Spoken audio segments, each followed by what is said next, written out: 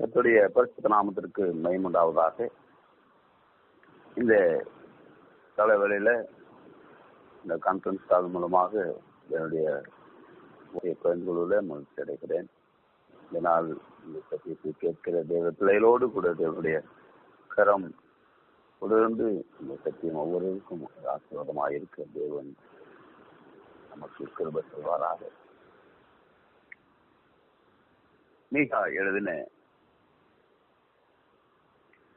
நிறுவத்தில் 2ஆம் அதிகாரம் 13ஆம் வசனத்தை பார்ப்போம். மீகா 2:13. தடைகளை நீக்கி போடுகிறவர் அவர்களுக்கு முன்பாக நடந்து போகிறார்.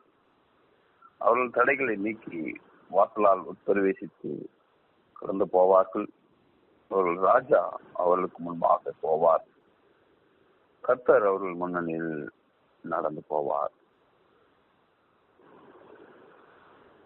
தடைகளை நீக்கி போடுகிற கர்த்தர் நம்முடைய வாழ்க்கையில ஏற்படுகிற ஒவ்வொரு நாளும் நம்முடைய வாழ்க்கையில நம்ம எவ்வளவோ ஜாக்கிரதையா இருந்தாலும்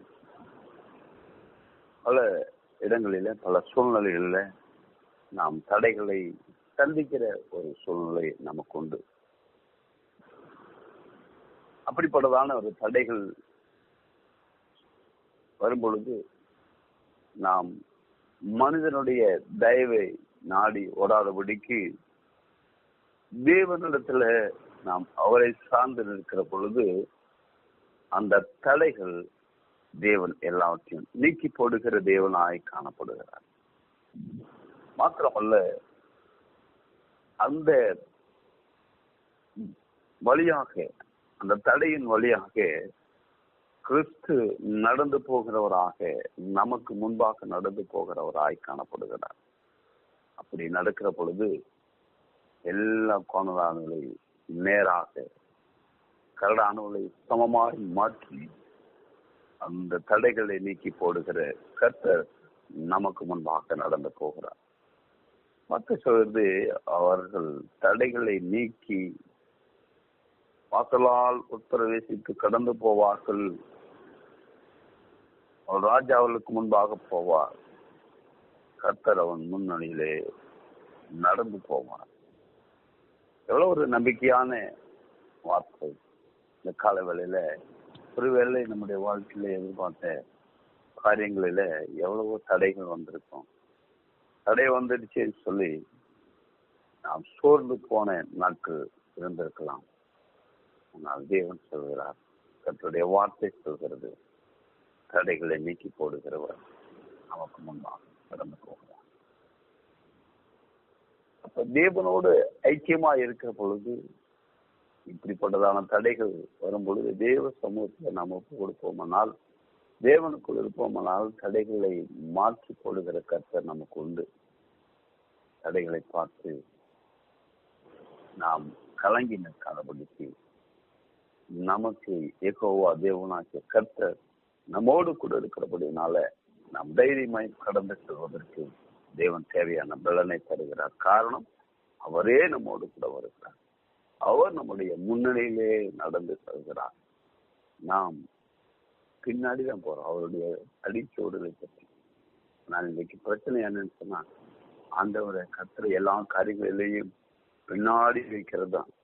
முன்னாடி நம்ம வச்சது தொடங்கிட்டோம். அந்த ப்ராப்ளம் வரும்பொழுதுதான் கர்த்தரை நோக்கி பார்க்கிறோம். இல்லை, அதிகாலத்தில் எழுந்து முதலாவது தேவனுடைய ராஜ்யத்தை தேடும் பொழுது, முதலாவது அவரை சார்ந்து நிற்கிற பொழுது, முதலாவது அவரை கொண்டு தொடங்குகிற பொழுது எல்லாம் அதில் வரக்கூடிய எல்லா பிரச்சனைகளும் தடைகளும் பாடுகளும் எல்லாத்தையும் தேவன் மாற்றி நமக்கு ஒரு சிறந்த வாசலை ஏற்படுத்தி தருகிறவராய் காணப்படுகிறார். அல்லேலூயா, கர்த்தருக்கு மகிமை உண்டாகட்டும். எனவே தடைகளை, அது லிட்டரலா இருக்கிற தடைகளா இருந்தாலும், அவைக்குரிய வாழ்க்கையில் இருக்கிற தடைகளாக இருந்தாலும், எப்படிப்பட்ட தடைகளாக இருந்தாலும் கர்த்தர் எல்லா தடைகளை மாற்ற அவர் நமக்கு போதுமான தெய்வமாய் காணப்படுகிறார். ஒரு நிகழ்வை நாம் பார்ப்போம். அப்போஸ்தலர் 12ஆம் அதிகாரம் 5ஆம் வசனத்தை பார்க்கலாம். பேதுரு சிறைச்சாலையிலே காக்கப்பட்டிருக்கையில் சபையார் அவனுக்காக தேவனை நோக்கி ஊக்கத்தோடு ஜெபம் பண்ணினார்கள். பேதுரு சிறைச்சாலையில வைக்கப்பட்டிருக்கிற ஒரு சூழ்நிலையில சபையார் அவனுக்காக தேவனை நோக்கி ஊக்கமாய் ஜெபிக்கிற ஒரு சூழ்நிலை பார்க்கிறோம். ஊக்கமான ஒரு ஜெபம், தேவனை நோக்கி பார்க்கிற ஒரு ஜெபம். யாரோ நமக்காக பெரிய பெரிய ஊழியக்காரர்களோ ஸ்தாபனத்தை சார்ந்த தலைமையில் இருக்கிறவர்களோ அவர்கள் அல்ல, சபையார். சபையார் அதாவது நீங்களும் நானும். அந்த சபையார் பேதுருவுக்காக தேவனை நோக்கி ஊக்கத்தோடு ஜெபம் பண்ணினார்கள். அதுதான் முக்கியம். அவரை நோக்கி, அவரை கிறிஸ்துவை நோக்கி, இயேசுவை நோக்கி, பிதாவை நோக்கி பார்த்த முகங்கள் இந்த பிரகாசம் உடைந்தது என்று பார்க்கிறோம். வெட்கப்பட முடியாது. வெட்கப்படுத்தாத தேவன், நம்ம வெட்கப்படுத்த விடாத தேவன் நம்முடைய தேவன். எனவே அவரை நோக்கி பார்க்கிறோம். அவரை நோக்கி பார்க்கிறோம். சங்கீதம் 34:1 சொல்கிறது, நான் கர்த்தரை எக்காலத்திலும் சேர்க்கிறேன். எக்காலத்திலும் சேர்த்திருக்கிறேன். முதலாவது அவரை தேடுகிறேன். அபிமெலேக்கு பயந்து ஓடுகிற ஒரு சூழ்நிலையில தான் அங்கே தாவீது பயந்து ஓடுகிற அந்த சூழ்நிலையில நான் கர்த்தரை எக்காலத்திலும் சந்திக்கிறேன் என்று சொல்லுகிறார். ஆகையினால அவரை ஒவ்வொரு நாளும் அவரை சார்ந்து ஜீவிக்கிற பொழுது கர்த்தர் நமக்கு நன்மை செய்கிறவராய் காணப்படுகிறார். அதனாலதான் அதே 34 சங்கீதத்துல அப்படி ஒரு பயந்து ஓடுகிற ஜீவனை காத்துக்கொள்ளும்படியாக அபிமெலேக்காக பயந்து ஓடுகிற தாவீது கர்த்தர் சொல்றாரு, கர்த்தர் நல்லவர் என்பதை ருசித்து பாருங்கள். எங்க குட்டிகள் தாழ்ச்சியடைந்து பட்டினியாய்க்கும் கர்த்தரை தேடலுக்கு ஒரு நன்மையும் குறைபடாது.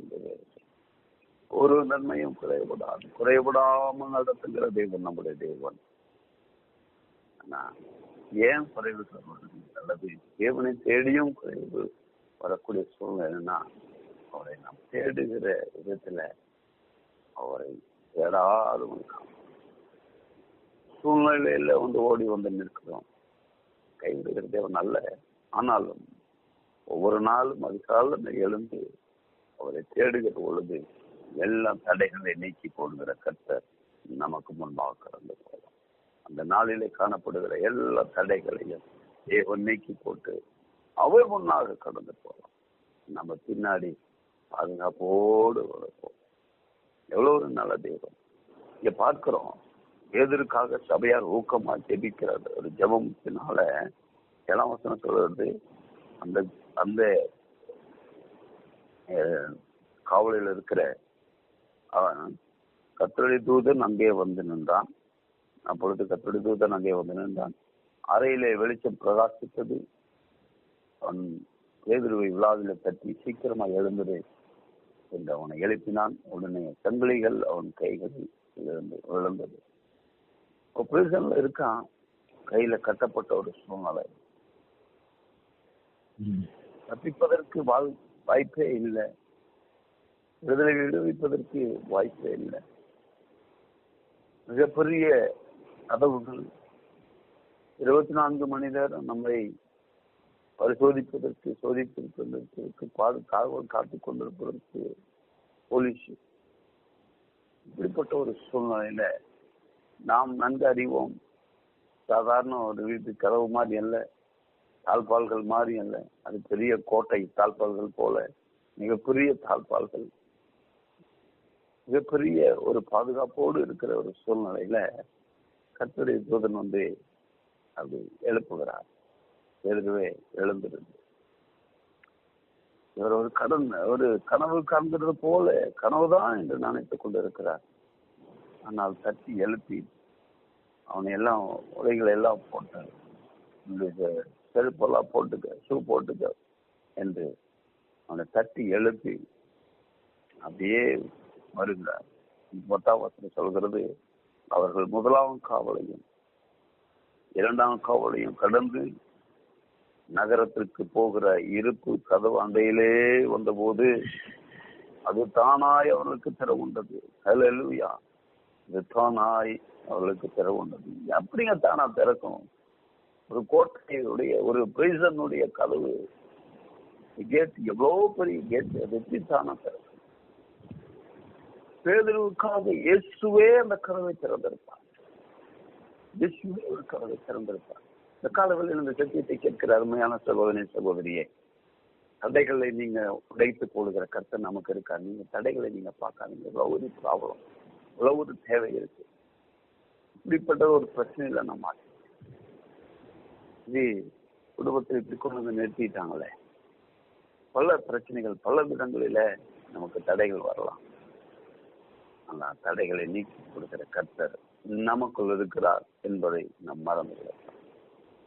நாம் அவரை மறந்துட்டு மனுஷ தயவை நாடி ஓடுகிறது இல்ல. இந்த நாளில் இருந்து கர்த்தரை மாத்திரம் சார்ந்து, கர்த்தரையே சார்ந்து, வேற ஆப்ஷனே கிடையாது. அப்பதான் நமக்கு முதல்ல முடியும். என்னதான் சத்ராக் மேஷாக் ஆபேத்நேகோ அவர்கள் அக்னியில போடப்படும் பொழுது கூட சொல்றாங்க, தேவனை தப்புவிக்க வல்லவர், தப்புவிக்க வல்லவர். அவர் தப்புவிக்காட்டியும் பரவாயில்ல. இதுதான் விசுவாசம். கர்த்தரைகளை இந்த காரியத்தில் என்னை நடத்தாது அவருக்குள் உறுதியா இருப்பேன் என்கிற ஒரு வைராக்கியம் அஞ்சை நம்முடைய வாழ்க்கையில காணப்படும் பொழுது தேவன் நம்மை தடைகளை மாற்றுகிற ஒரு தெய்வமாய் காணப்படுகிறார். எனவே நாம் எதற்கும் கவலைப்படாமல் கர்த்தர் நம்மோடு கூட இருக்கிறார். எவ்வளவு கிருபையா, எவ்வளவு பாதுகாப்பா, ஒரு மரணத்திற்கு ஏதுவான சூழ்நிலையில அடைக்கப்பட்டிருக்கிற இந்த சூழ்நிலையில எவ்வளவு பெரிய கேட்டுகள், கதவுகள் திறக்கப்பட்டது, சங்கிலிகள் முறிக்கப்பட்டது. தேவதூதன் நமக்காக இறங்கி நமக்காக பணிவிடை செய்கிற, நம்முடைய தடைகளை நீக்கி போடுகிற தேவதூதனை அனுப்பி நம்முடைய பாதைகளை செவைப்படுத்துகிற கர்த்தர் நமக்கு உண்டு. அல்லேலூயா. இந்த தேவனைத்தான் நீங்களும் நானும் ஆராதிக்கிறோம். எனவேதான் இந்த தேவனைத்தான் அப்படி ஆராதிக்கப்படுது. அதிகாலமே எழுந்து நம்ம தேவனை தொழுது கொள்கிறோம். அல்லேலூயா, அல்லேலூயா. முதலாவது அதிகாலையில் என்னை தேடுகிறோம், என்னை கண்டடைவார்கள் என்று சொல்லியிருக்கிறார். இந்த கண்டடைந்த தேவனை இந்த காலை வேளையில நாம் அவளை கண்டு கொள்ள வேண்டும், அடைந்து கொள்ள வேண்டும். அவரிடத்துல நாம் கண்டு அவரோடு கூட அடைந்து கொள்ள, இணைந்து கொள்ள, அவருக்குள்ளாய் சேர்ந்து கொள்ள வேண்டும். அப்பதான் இந்த நாளில் ஏற்படுகிற எல்லா தடைகளையும் தேவன் எல்லாவற்றையும் முறித்து நமக்கு செவைப்படுத்துகிற தேவனாய் காணப்படுகிறார். அல்லேலூயா. கர்த்தருக்கு மகிமையுண்டாகட்டும்.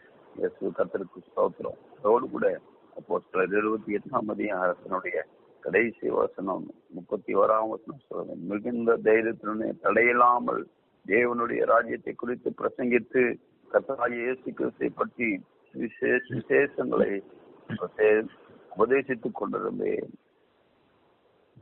மிகுந்த தைரியம் பவுல் சொல்கிறார். மிகுந்த தைரியத்துடனே தடையில்லாமல் தேவனுடைய ராஜ்யத்தை குறித்து பிரசங்கி. ஏங்க எவ்வளோ தடைகளை சந்தித்த தேவ மனிதர் அந்த மனுஷன். எவ்வளவு பெரிய தடை. மிகப்பெரிய ஒரு பணக்காரர், நல்லா படித்த ஒரு நபர். ஆனால் கண்ணீரிலும், காவலிலும், பசியிலும், பட்டினும், நிர்வாணத்திலும், இப்படியான கடல் சேதங்களில, கப்பல் சேதங்களில மிகவும் பாதிக்கப்பட்ட ஒரு மனுஷன் இந்த மனுஷன் பவுல். அவர் சொல்றாரு, மிகுந்த தைரியத்துடனே தடையில்லாமல் தேவனுடைய ராஜ்யத்தை குறித்து பிரசங்கித்தார். அல்லேலூயா. தடையில்லாமல் தைரியத்தோடு மாத்திரமே, மிகுந்த தைரியம். காரணம், கர்த்தர் நமக்குள் இருக்கிறார். கர்த்தரின் சகாயர். நான் பயப்பட மனுஷன் எனக்கு என்ன செய்வார்? கர்த்தர் நம்முடைய சகாயராய் தேவனை நீங்களும் நான் இந்த காலவேளையில ஆராதித்துக் கொண்டிருக்கிறோம், துதித்துக் கொண்டிருக்கிறோம், போற்றிக் கொண்டிருக்கிறோம், மகிமைப்படுத்திக் கொண்டிருக்கிறோம். இந்த தைரியம் உள்ள தேவன் அல்லேலூயா ஸ்தோத்திரம் நமக்கு மிகுந்த தைரியத்தை கொடுக்கிறவராக எல்லா தடைகளை இல்லாமல் நம்முடைய கண்கள், நம்முடைய வாழ்க்கையின் பாதை தடைகளை காணாதபடிக்கு நடத்தி செல்கிற தேவன் கர்த்தராக இருக்கிறார். அல்லேலூயா. எனவே இந்த காலவேளையில இந்த செய்தியை கேட்கிற அருமையான சகோதரியே, நீங்கள் எப்படிப்பட்டதான தடையில நீங்கள் காணப்பட்டிருந்தாலும் விளப்பணப்பட்டிருந்தாலும் நீங்கள் கவலைப்படாதீங்க. ஒன்றே ஒன்று, ஒருவேளை உங்களுடைய அறியாமை நிமித்தம், தேவனை தேடாத நிமித்தம், தேவனுக்கு விரோதமாய் செய்த காரியங்களை நிமித்தம், இல்ல உங்களுடைய பிள்ளைகளுடைய காரியங்களில ஒரு தடையில நீங்கள் நின்று கொண்டிருக்கலாம். ஆனால் தடைகளை நீக்கி போடுகிற கர்த்தர் நமக்கு முன்பாக கடந்து போகிறார். ஒன்றே ஒன்று, நீங்கள் அவரை ஜாக்கிரதையாக தேடுவீர்கள் என்றால், அவரை சேவிப்பீர்கள் என்றால், அவரை மாத்திரம் சார்ந்து நிற்பீர்கள் என்றால், அல்லேலூயா, கர்த்தர் தான் எனக்கு எல்லாவற்றுக்கும் எல்லாமா இருக்கிறார் என்று அவரை மாத்திரம் சார்ந்து நிற்கிற பொழுது தடைகளை நீக்கி போடுகிறவர் அந்த வாசலால் உட்பிரவேசித்து கடந்து வருவார். ராஜா அவர்களுக்கு முன்பாக போவார். எவ்வளவு ஒரு மகிமையான காரியம்! நம்முடைய ராஜா நமக்கு முன்பாக கடந்து போவார். கர்த்தர் நமக்கு முன்னணியிலே நடந்து போவார். அல்லேலூயா, சோதரிக்கிறேன். இஸ்ரவேல் ஜனங்கள் எகிப்து தேசத்திலிருந்து கானானுக்கு வருகிற வழியில இப்படியாக கர்த்தருடைய மேக ஸ்தம்பம் முன்னும் பின்னுமாக இருந்தவரை பாதுகாத்து வழிநடத்துவது என்று பார்க்கிறோம்.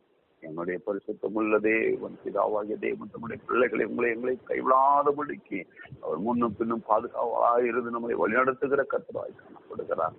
எனவே இந்த தேவன் நம்முடைய தேவன், அவர் சதா காலமும் மரணபரியத்தை நம்மை நடத்தக்கூடிய இந்த தேவனை நீங்களும் நானும் அவரை சார்ந்து அவரை மாத்திரம் பற்றி கொண்டு அவருக்காக நாம் ஓடும் பொழுது எல்லா தடைகளையும் மாற்றி போடுகிறவர், தடைகளை நீக்கி போடுகிற கர்த்தர் நமக்கு முன்பாக நடந்து எல்லா கோணலாளர்களை நேராக்கி கரடானதை சமமாக்கி நம்மை நடத்தி செல்கிற கர்த்தர் நமக்கு உண்டு. எனவே நீங்கள் தைரியமாயிருங்கள்.